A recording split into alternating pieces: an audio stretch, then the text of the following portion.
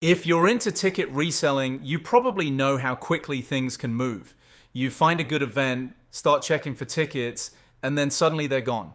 And if you're doing all of this manually across different sites, keeping up can get exhausting. That's basically the problem Akari is trying to solve. Akari monitors more than 50 ticket and event sites around the clock and sends you alerts when new opportunities show up. And honestly, that's probably one of the most useful parts of the platform. You don't have to sit there refreshing websites all day. If you're doing this alongside a job or something else, you can get mobile alerts and know when something worth checking comes up. But there's more to Akari than just alerts. You get a browser extension that helps speed up the buying process with things like autofill and faster cart loading. There's also a dashboard where you can keep track of your tickets, sales, and profit and loss.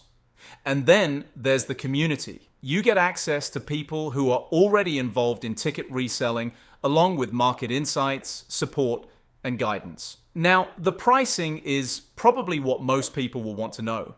The main Akari plan is £65 a month. Then there's Akari Pro at £200 a month, which is really aimed at people who are already making money from ticket reselling and want more advanced tools, priority monitoring, private pro access, strategy calls, and additional support. So, would I recommend it to everyone? Probably not.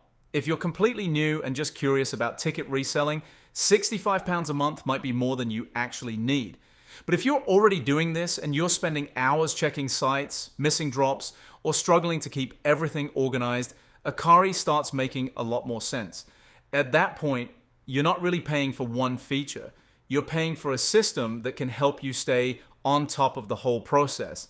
If you want to check it out, I'll leave the Akari link below with the current plans and features. Take a look, see which plan fits where you are right now, and make the decision from there.